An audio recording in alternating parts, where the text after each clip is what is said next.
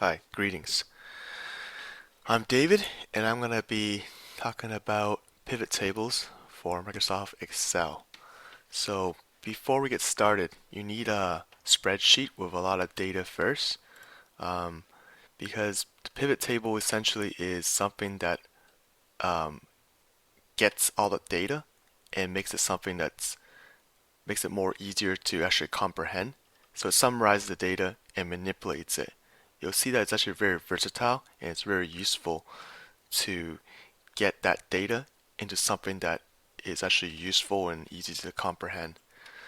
So without further ado, let me just talk about the columns of data that is seen here. You're going to see order date on the left here with all the dates, and then the second column you're going to see region. So there's east, central, and west, followed by rep with all the sales rep that are listed here. Flavor. Oh, maybe I should explain to you what is going on.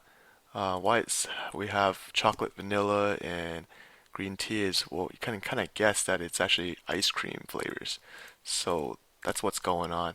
This is essentially a ice cream distributor company, some sort of company that sells ice cream at high volumes. So it's definitely not a ice cream truck. You're gonna see units on this column here, um, and as you can see, the units are pretty high for any given day, but it's only one particular flavor, so it's definitely not, yeah, your normal McDonald's or Dairy Queen or even this ice cream truck. Unit cost and then revenue. Okay, so to get a pivot table, it's actually pretty simple.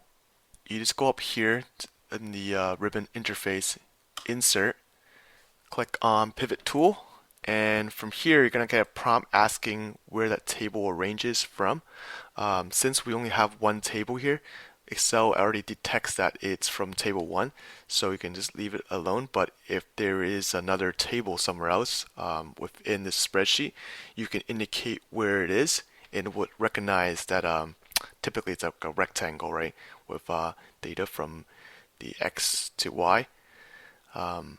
So if there's separate tables, you can select whatever table that you want to do your pivot table on. You can also click on external data source. It doesn't have to be from this particular Excel document, Excel spreadsheet. Here on the bottom half of this, it's asking where you want the pivot table to be formed or made. So you can actually choose this existing worksheet and put it somewhere else. There's a lot of space. I think it's infinite for Excel, so it would have worked out. But for simplicity and for all intent and purposes, we're going to choose a new worksheet to make it more clean and organized. So bam. Boom, we have, so now we have another sheet here. As you can see down here, it says sheet 3. Um, and this is essentially the pivot table tool, and it's a wizard, but it's actually really straightforward. It looks like a normal spreadsheet, but you're gonna see on the right side here, there's a pivot table fields, and these particular fields are actually what was the columns from the sales orders before from this spreadsheet. So it's brought over, and now you're able to manipulate these particular fields by dragging them into this these areas, it's called. So let's just start with something that's really simple here by pulling down the rep. So these are the salespeople, and right away you're able to see that there's a column of reps now on the left. Revenue uh, is something that is very important for any organization that's trying to make money. So if I pull that down to values, you can quickly see the total revenue, annual revenue for each individual salesperson. So that's quite handy to quickly get a summarization of who's doing what and who's selling, who's making the most amount of money for this company, and who's selling the most amount of ice cream. So by default, it's actually sorted. The actual reps are sorted through alphabetic order, but we can actually change that to largest to smallest to largest or largest to smallest through the values. So in this case, we're gonna change it so it's sorted from lowest to highest sum of revenue. So from here you can see that Smith is doing the worst and Jardine is doing the best. Okay, so that's just the basics though. You're actually able to do something like this pretty easily using the normal worksheet by just simply clicking on a cell and changing by filtering it. Yes, by filtering it. That's how you would do that over there. But in this case, you're actually able to get a multiple factors and fields to do certain things. So I'll demonstrate this by pulling this down to columns. So that shows us that for the grand total, right? This is actually the makeup for each of the total revenue for each person. So as you can see here, now I'm using 3 different factors to get these numbers. So that's always valuable in an organization if you want to decipher what is going on. Furthermore, I can actually do this, and now I'm able to see, whoops, now I'm able to see who is, for each person, what ice cream they're selling and how much money is being made per flavor. But if I pull up the rep and bring region into play, oh, that doesn't do much. Here I can see which flavors are popular in each region. So that's also pretty useful too, because this is like for marketing, for example, they can learn and see which areas are problematic perhaps, or which areas are places that they need to focus their marketing prowess or strategy on. I'm going to pull this down here. So now I'm going to pull order date into filters. I can actually click up here and filter the dates. So the data is only indicated with certain dates. Again, that could be useful if you want to get rid of like certain dates like, well, this is ice cream. So let's just say Canada Day.